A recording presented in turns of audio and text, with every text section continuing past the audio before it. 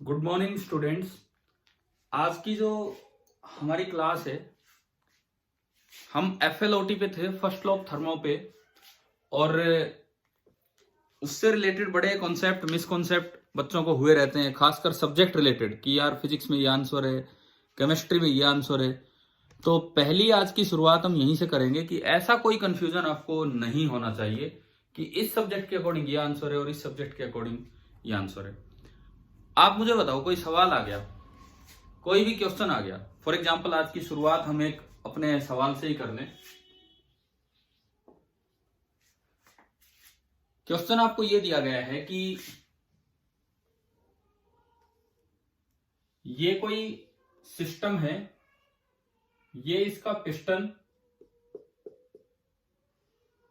Movable piston है, और इसके अंदर भरी हुई है आइडियल गैस।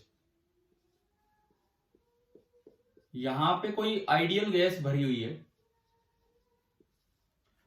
आपको यह दिया गया कि आपने इस आइडियल गैस पे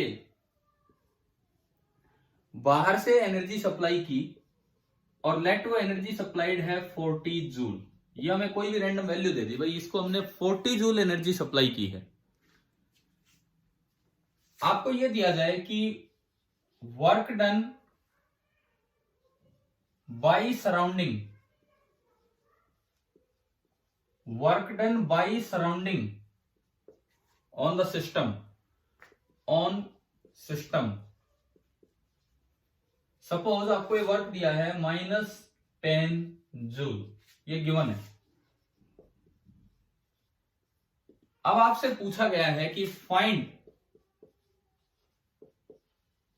the change in internal energy of system.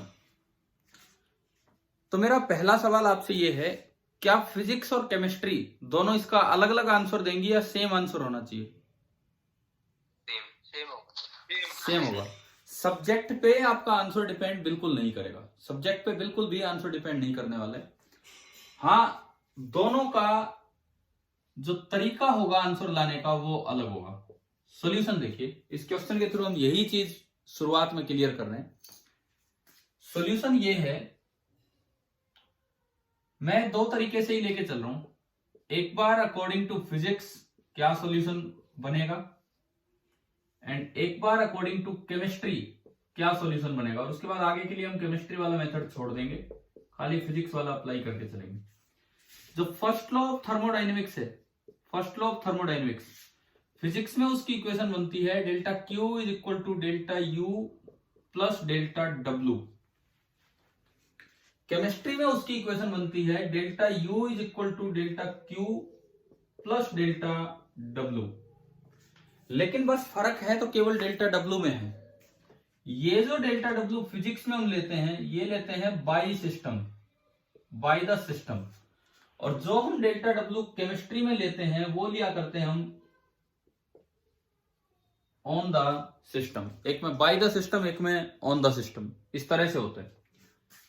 देखो क्वेश्चन में क्या दिया है, बाय द सिस्टम दिया है कि ऑन द सिस्टम दिया है, ये बताओ। On the system. तो एक चीज आप हमेशा दिमाग में रखें कि work done by system, by the system is negative of work done on the system. जैसा भी वो दिया है उसके बाहर एक और माइनस लगा दो। ये चीज आप इन सवालों के लिए हमेशा दिमाग में रखें। कहीं भी बाय द सिस्टम दिया है तो वो एज इट इज इसमें ले लेंगे, ऑन द सिस्टम दिया है एज इट इज उसमें ले लेंगे, और अगर उल्टा पुल्टा करना हो तो माइनस साइन लगा के। चलिए पहले ये वाला पार्ट करते हैं। डेल्टा क्यू, ये पॉजिटिव लेना है कि नेगेटिव? हीट सप्लाई की है आपने सिस्टम को, हीट गेन की है सिस्टम ने, पॉजिटिव। तो यहां भी डेल्टा क्यू 40 जूल है और यहां भी डेल्टा क्यू 40 जूल है। केमिस्ट्री के अकॉर्डिंग भी डेल्टा क्यू 40 जूल है। अच्छा, वहां तो डायरेक्ट आपको work done on the system लेना है, और ऑन द सिस्टम आपको दिया है, कितना दिया है? -10। ऑन द सिस्टम -10 है, तो मैंने -10 पुट किया। कोई डाउट इसमें यहां तक? नहीं। यानी कि जो डेल्टा यू आपका आया, डेल्टा यू कितना आ गया? 30 जूल। पॉजिटिव आने का मतलब है कि इंटरनल एनर्जी इंक्रीजेस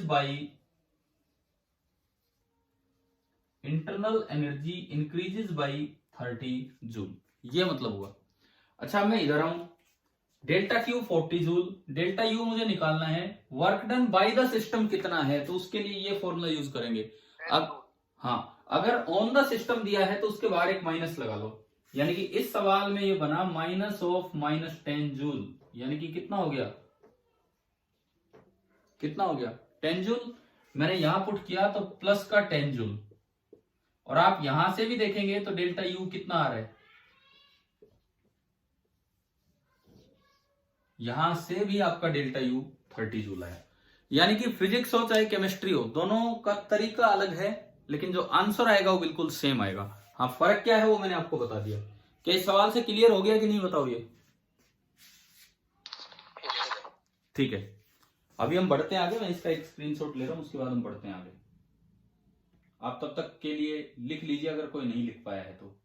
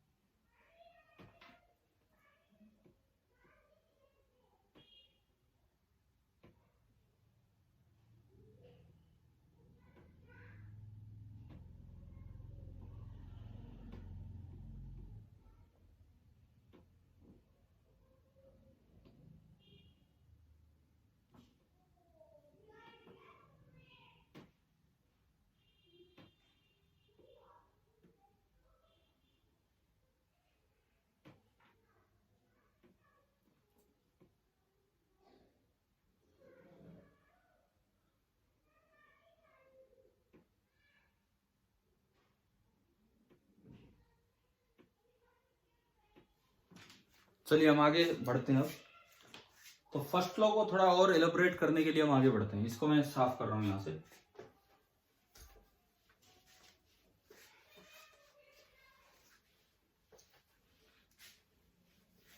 कल जब आप स्कूल आए तो ये जो 2-4 पेज बने होंगे इन 2-3 क्लासेस, 40-40 मिनट की क्लास में, नोट्स कंप्लीट करके लाए है ना? ठीक है, कॉपी लेके आनी है।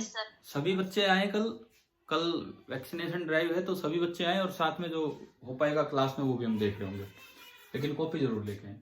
अब देखो, जो आपका फर्स्ट लॉ है उसमें 3 चीजें हैं, डेल्टा क्यू, डेल्टा यू और डेल्टा डब्ल्यू। हम तो खाली फिजिक्स का ही अब लेके चलेंगे। डेल्टा क्यू में तो कोई प्रॉब्लम वाली बात ही नहीं है, डेल्टा क्यू में कोई प्रॉब्लम वाली बात नहीं है। अगर सिस्टम ने एनर्जी गेन की है तो डेल्टा क्यू पॉजिटिव हो जाएगा, और सिस्टम ने एनर्जी इजेक्ट की है तो आपका डेल्टा क्यू नेगेटिव हो जाना है ना? ये तो हमें क्लियर हो गया। अब बात आती है डेल्टा यू। आज का लेक्चर क्योंकि छोटा ही लेक्चर होता है तो इसी पे चल पाएगा, वहां हम पहुंच भी नहीं पाएंगे।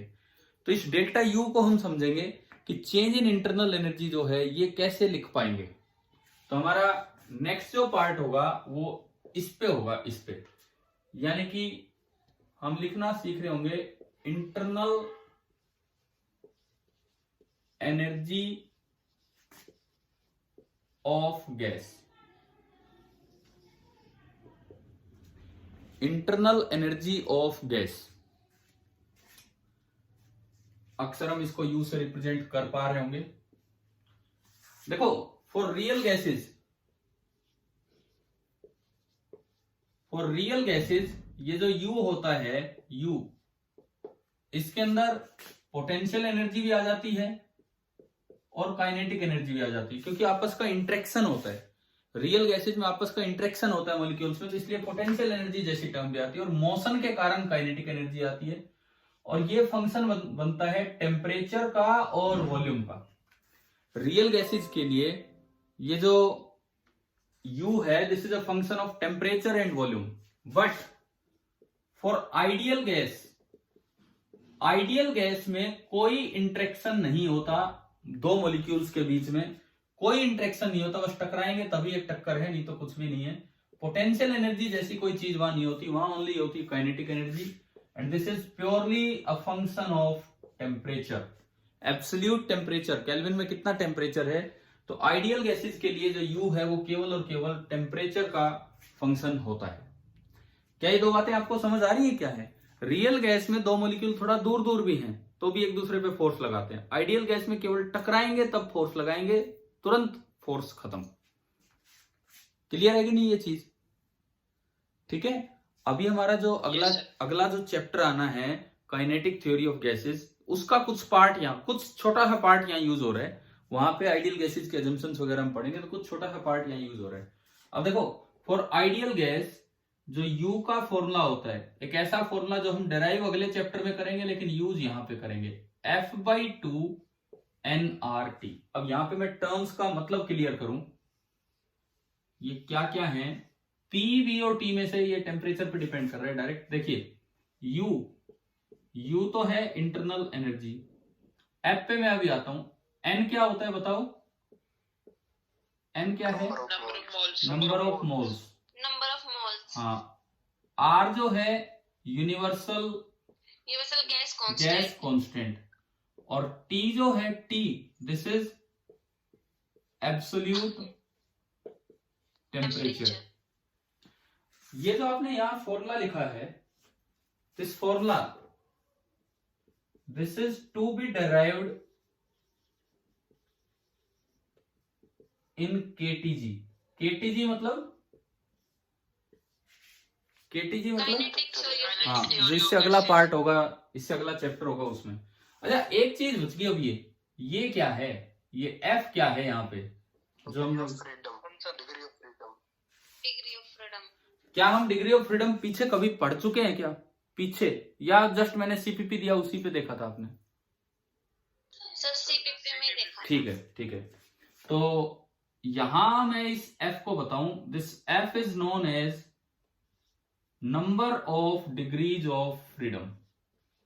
Number of degrees of freedom.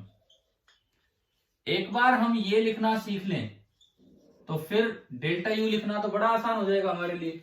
अगर मैं डिग्री ऑफ फ्रीडम भी समझ गया, नंबर ऑफ मोल सवाल में दिया होगा, आर हम जानते हैं, टी मान लो किसी गैस का टेम्परेचर 300 से 500। एक बच्चे ने मैसेज किया बोल्ट्जमैन कांस्टेंट, नहीं, बोल्ट्जमैन कांस्टेंट ये नहीं होता है। बोल्ट्जमैन कांस्टेंट होता है gas constant upon Avogadro number. ठीक है, बोल्ट्जमैन कांस्टेंट जो होता है आपका वो होता है gas constant R upon Avogadro number. ठीक है भाई, क्लियर है ना सभी को? हर्ष ने मैसेज किया था तो वो ये नहीं है। एफ है number of degrees of freedom. अब मैं कह रहा हूं एक बार आप ये सीख जाएं तो फिर तो ये फॉर्मूला लिखना बड़ा आसान है। गैस पहले 300 केल्विन पे थी, फिर 500 केल्विन पे गई, तो U1 आपने लिख दिया, U इनिशियल 300 रख के, U2 रख दिया 500 रख के, तो क्या डेल्टा यू निकालना आ जाएगा कि नहीं? समझ आया कि नहीं? ठीक है, क्या होता है अगर सवाल में ही डेल्टा यू पूछा है जब, तो इससे और इससे निकल जाएगा। जैसा अभी हम क्वेश्चन कर रहे थे, कई बार क्वेश्चन में ये पूछ लिया जाए या ये पूछ लिया जाए तो हमें डेल्टा यू लिखना आना चाहिए, तो उसके लिए हम ये पढ़ रहे हैं जो डिटेल में केटीजी में आएगा, लेकिन अभी यहाँ हमें थोड़ा बहुत पढ़ लेना है। आप नोट कीजिए थोड़ा सा, मैं इससे आगे फिर पढ़ाता हूँ इस चीज को। नेक्स्ट हेडिंग हमारी होगी degrees of freedom.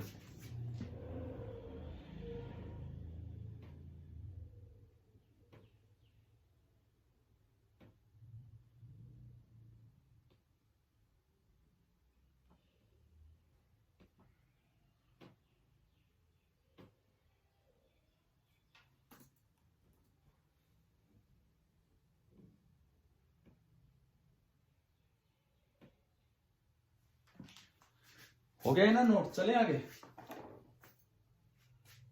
Yes sir. ठीक है, अगली हेडिंग डालिए डिग्रीज ऑफ फ्रीडम।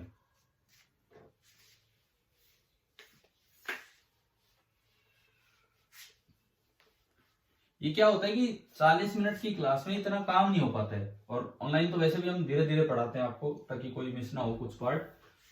ये CPP उस तरह से चलाए जाते हैं कि जैसे रेगुलर 2 लेक्चर स्कूल के हों, तो उस हिसाब से काम पूरा हो। बट कोई नहीं, कल ज्यादा से ज्यादा काम करेंगे। कल हम जो मिल रहे हैं तो भगवान करे कंटिन्यू हो वो ऑफलाइन क्लास, देखते हैं हम आगे। तो नेक्स्ट हेडिंग हमारी है डिग्रीज ऑफ फ्रीडम। देखो, इसको डिफाइन करने के दो तरीके। पहला तरीका, कोई भी मैकेनिकल सिस्टम आ जाए उसके लिए हम डिग्री ऑफ फ्रीडम कैसे लिखते हैं, क्या इसका मतलब है। और दूसरा तरीका, गैस मॉलिक्यूल के लिए कैसे लिखेंगे। सबसे पहले आती है first definition.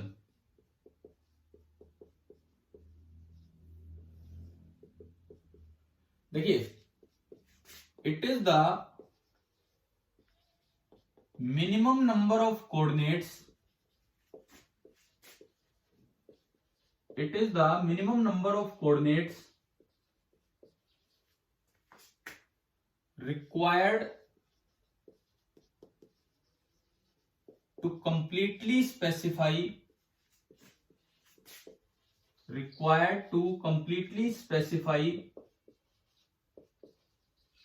the position of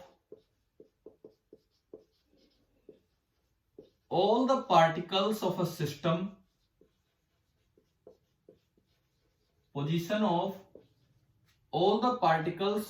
system, following the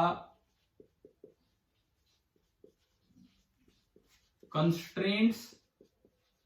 constraint का मतलब होता है रिस्ट्रिक्शन, इफ एनी।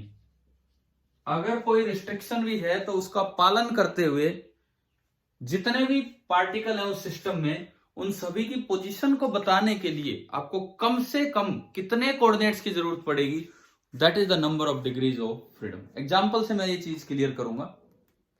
देखिए क्या मतलब है, एग्जांपल से हम देखते हैं। सपोज ये एक्स एक्सिस है, ये वाई एक्सिस है, ये जेड एक्सिस है। मैंने पहला एग्जांपल लिया, मैं एग्जांपल ले रहा हूं, अ फ्री पार्टिकल। सिस्टम में बस एक पार्टिकल है और वो फ्री है, कोई रिस्ट्रिक्शन नहीं है। एक ही पार्टिकल है और वो फ्री है। मैं यहां पे एग्जांपल्स ले रहा हूं। डेफिनेशन होने के बाद, हाँ भाई एक ही पार्टिकल है, कहीं भी वो घूम रहा है, तो बताओ कितने कोऑर्डिनेट्स की जरूरत पड़ेगी उसकी पोजीशन बताने के लिए।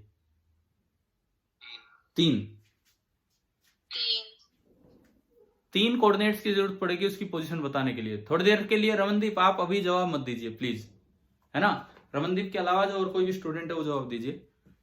हाँ भाई, कितने, 3 की जरूरत पड़ेगी। 1 2 3, एक्स कितना, वाई कितना, जेड कितना। यानी कि इसके जो डिग्रीज ऑफ फ्रीडम है, जिसको हम एफ से डिनोट करेंगे, तो इस केस में जो एफ है वो कितना हो गया, 3 हो गया। अब मैं एक दूसरा एग्जांपल, हाँ जी बोलिए, कुछ कह रहे हैं क्या।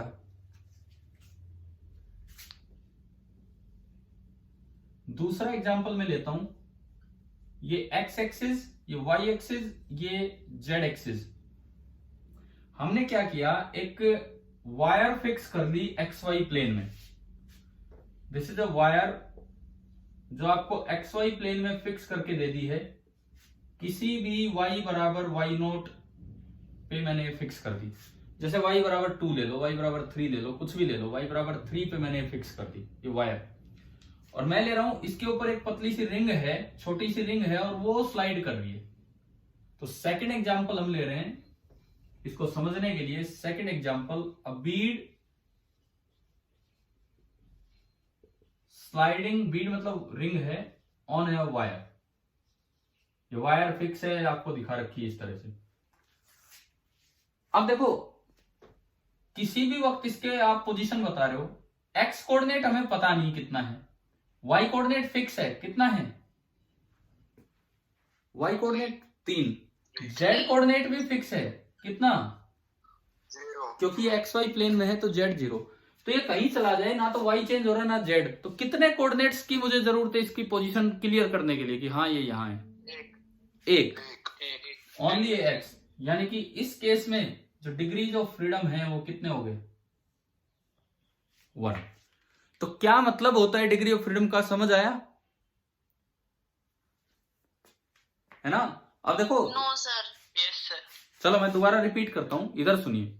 कोई मैकेनिकल सिस्टम है, उसके अंदर एक पार्टिकल है, दो पार्टिकल है, तीन पार्टिकल है, मान लो कोई रिस्ट्रिक्शन ही नहीं है, सपोज दो पार्टिकल का सिस्टम, कोई रिस्ट्रिक्शन नहीं है, एक कहीं जा सकता है, एक कहीं जा सकता है, तो तीन तो कोऑर्डिनेट मुझे उसकी पोजीशन बताने के लिए चाहिए, एक के लिए तीन चाहिए, दूसरे के लिए एक्स वाई जेड, तो कितने डिग्री ऑफ फ्रीडम हो गए बताओ? दो, 6 हो गए, 6। तीन पार्टिकल्स। अभी जिसको समझ नहीं आया था थोड़ा बहुत, कौन? सुधा नाम है। Yes sir. हाँ, तो देखिए इधर देखिए, मैं कह रहा हूं दो ही पार्टिकल इस कमरे में, इधर जा सकता है, इधर कहीं भी जा सकता है, कोई रिस्ट्रिक्शन नहीं है, हवा में घूम रहे हैं। मैंने एक ओरिजिन माना, एक एक्स एक्सिस, एक वाई एक्सिस और एक जेड एक्सिस। तो आप बताओ, एक की पोजीशन बताने के लिए मुझे तीन कोऑर्डिनेट चाहिए हर समय, एक्स इतना, वाई इतना, जेड इतना। Yes sir. दूसरे के लिए भी तीन चाहिए, तो तीन और तीन कितने कोऑर्डिनेट हो गए? 6। यानी कि इस सिस्टम में डिग्रीज ऑफ फ्रीडम कितने हैं? 6 हैं। 6। ठीक है। ऐसे ही मैंने एक सिंगल फ्री पार्टिकल लिया, ए फ्री पार्टिकल, कितने डिग्री ऑफ फ्रीडम हो गए? 3। 3। कोई रिस्ट्रिक्शन नहीं है, फ्री बोल दिया, कोई रिस्ट्रिक्शन नहीं है। बीड पे स्लाइड, बीड है वायर पे स्लाइड कर रही है, तो इस पर रिस्ट्रिक्शन है। यहाँ केवल देखो, इसका वाई चेंज नहीं हो सकता क्योंकि वायर वाई बराबर 3 पे लगी हुई है।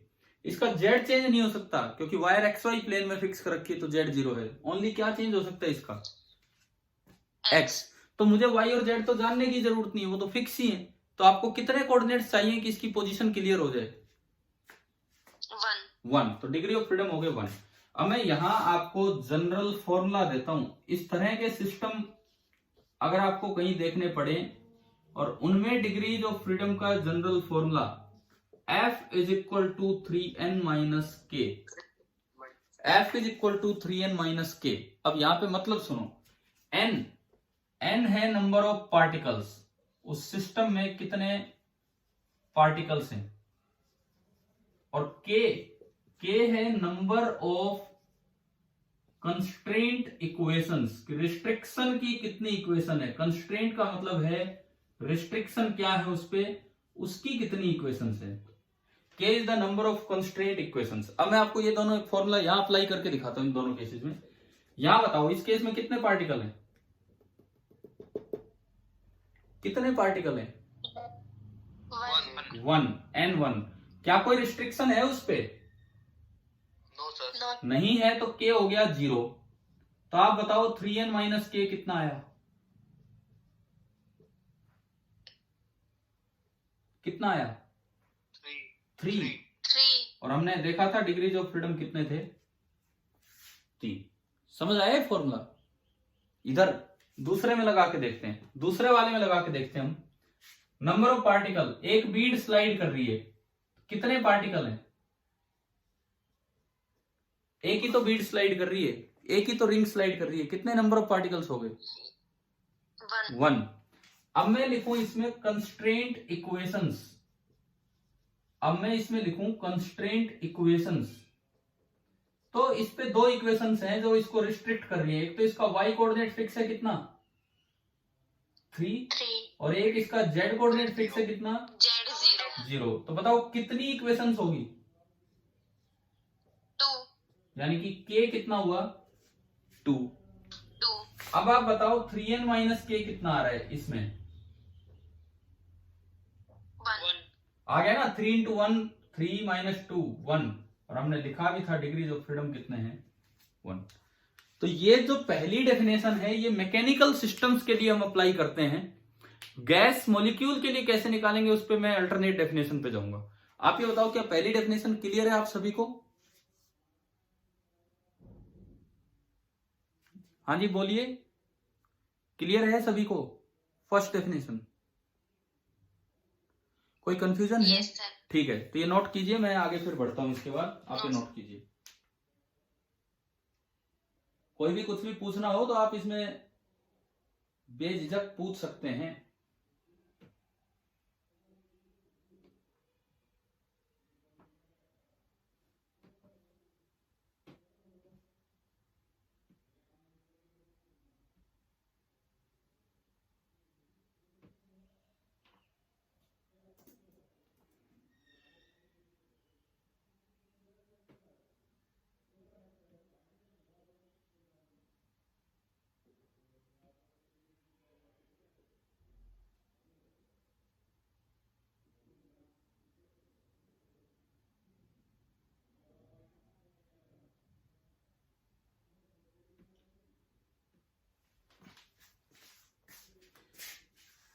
हो गया भाई, बताओ क्या ये नोट हो गया, बताओ मुझे। Yes. मैं मिटा रहा हूं फिर इसको ना, ठीक है। देखो कई बार ऐसा होता है, यूं कहा भी जाता है भाई ऑनलाइन क्लास में बच्चों को म्यूट कर दीजिए, है ना, लेकिन मुझे तो ऐसे ही पढ़ाना अच्छा लगता है कि आपसे थोड़ी बातचीत चलती रहे, लगता है कि हाँ सच में ऑफलाइन क्लास चल रही, इस तरह का फीलिंग आती है थोड़ी। या म्यूट में ज्यादा ठीक रहता है? किस तरह से आप अटेंड करते हो? नहीं सर, यही सही है। चलो बढ़िया है, मुझे तो ऐसे ही अच्छा लगता ही है।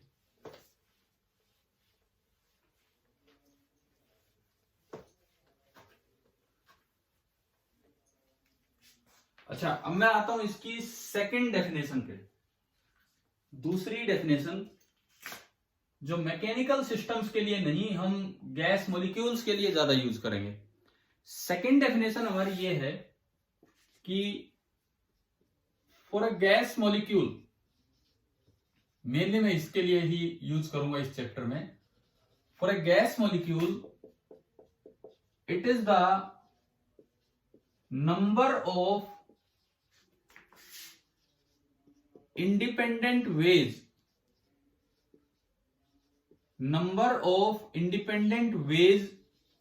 in which a molecule can have energy। कितने अलग अलग एक्सिस के अलोंग, कितने अलग अलग तरीकों से एक मॉलिक्यूल अपनी एनर्जी रख सकता है, इसे बोलते हैं हम number of degrees of freedom. ये भी मैं यूज करके दिखाता हूं आपको, ऐसे नहीं समझ आता ये चीज। जैसे मान लो फॉर एग्जांपल, अभी आज ये आखिरी 10 मिनट हमारे चल रहे हैं, तो एक एग्जांपल आज हम ले रहे हैं। सपोज मोनो एटॉमिक गैस है, mono atomic gas. Mono atomic gas का कोई एग्जांपल? हीलियम। हीलियम जिसकी एटॉमिसिटी 1 है। आपने मोनो एटॉमिक गैस ली, उसमें एक मॉलिक्यूल है एंड ये मॉलिक्यूल बहुत ही छोटे साइज का होता है। This is a point sized atom, क्योंकि एक मॉलिक्यूल में एक ही एटम है, मोनो एटॉमिक में पॉइंट साइज्ड एटम। हमने पढ़ा कि आपस में दो मॉलिक्यूल्स में इंटरेक्शन नहीं होता, मतलब कोई पोटेंशियल एनर्जी जैसी चीज तो है ही नहीं। होगी तो ओनली कौन सी एनर्जी होगी इसके पास? पोटेंशियल तो है ही नहीं, ओनली कौन सी एनर्जी है? Kinetic energy. अब देखो हमने एक एक्सिस सिस्टम फिक्स कर दिया इसके साथ, ये एक्स एक्सिस, ये वाई एक्सिस और ये जेड एक्सिस, एक्स वाई और जेड एक्सिस। ये कहीं भी जाए, इसमें रोटेशन हो सकता है, इसमें ट्रांसलेशन हो सकता है। तो हम एक बार एनर्जीज लिख के देखें। सबसे पहली बात, ट्रांसलेशनल काइनेटिक एनर्जी, वो 3 तरीकों से हो सकती है इसमें। Translational energy along X axis होगी half into mass of the molecule into velocity along X axis का square. Translational energy along Y axis half into mass of the molecule into V Y का square. And translational energy along Z axis half into M into V Z square. आप बताओ translational kinetic energy लिखने के 3 तरीके आ गए? Yes sir. यानी कि number of ways, किस किस तरफ ये एनर्जी रख सकता है, नंबर ऑफ वेज ट्रांसलेशन से हमें मिले 3, ट्रांसलेशन से 3 मिले। अब मैं आता हूं रोटेशनल काइनेटिक एनर्जी। आपने रोटेशन वाले चैप्टर में फॉर्मूला पढ़ा होगा, हाफ आई ओमेगा स्क्वायर पढ़ा है? आई होता है moment of inertia, half I omega square. बताओ पढ़ा है कि नहीं? अरे हाँ कि ना, कुछ तो जवाब दो। हाफ एम वी स्क्वायर जैसे ट्रांसलेशन का याद नहीं आ रहा, कोई बात नहीं, वैसे आना चाहिए याद।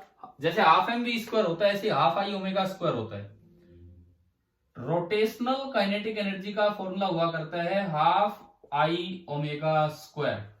लेकिन आपका मॉलिक्यूल आप ओरिजिन पे मानते हैं, आपका मॉलिक्यूल आप ओरिजिन पे मानते हैं, तो इसका मतलब ना तो आई एक्स एक्सिस के अबाउट है, ना आई वाई एक्सिस के अबाउट, ना आई जेड एक्सिस के अबाउट। कारण अगर पार्टिकल उस एक्सिस पे रखा हो, थोड़ा दूर होता तो मोमेंट ऑफ इनर्शिया होता मास इनटू रेडियस डिस्टेंस का स्क्वायर। चलो अगर अभी आपको चैप्टर नहीं भी ध्यान है तो आप ये ध्यान रखिए कि यहां पे मोमेंट ऑफ इनर्शिया जीरो हो जाता है। इस वजह से रोटेशनल काइनेटिक एनर्जी कितनी है? जीरो। यानी कि रोटेशन के एनर्जी आने के जो तरीके हैं वो कोई नहीं बढ़ा, जीरो है। एक बार बताओ कि यहां तक समझ आ गया है क्या? Yes sir. ठीक है, आखिरी 3-4 सर मिनट बचे हैं। रोटेशनल का एक बार दोबारा बता दीजिए। देखो चैप्टर में बाद में बताऊंगा, अभी मैं जस्ट फॉर्मूला बता रहा हूं। जिस तरह हाफ एम वी स्क्वायर होता है उसी तरह हाफ आई ओमेगा स्क्वायर होता है। मास की जगह मोमेंट ऑफ इनर्शिया और स्पीड की जगह एंगुलर स्पीड।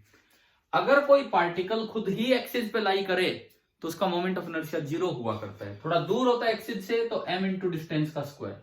अब इसका मोमेंट ऑफ इनर्शिया x के अबाउट भी जीरो, y के अबाउट भी जीरो, z के अबाउट भी जीरो, तो I ही जीरो है तो रोटेशनल काइनेटिक एनर्जी कितनी होगी?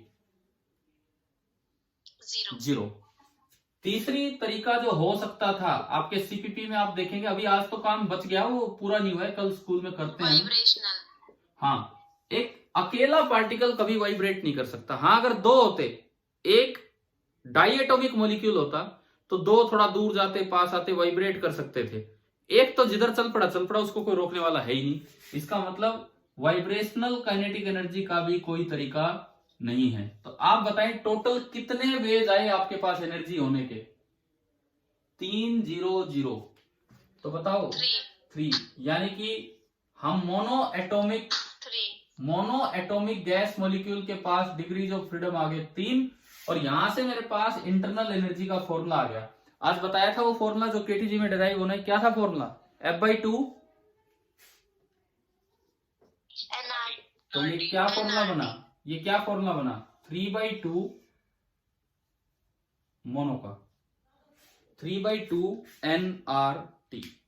एक बार बताएं क्या ये समझ आ गया होगा शायद आपको, है ना? और जस्ट आप ये नोट कीजिए, बिकॉज आज आगे समय नहीं बचा है, 1-2 मिनट बचे। मैं एक बार इसका स्क्रीनशॉट लेता हूं। आप पहले ये नोट कीजिए, इस काम को हम अगली क्लास में कंटिन्यू भी करेंगे। आप लिखिए।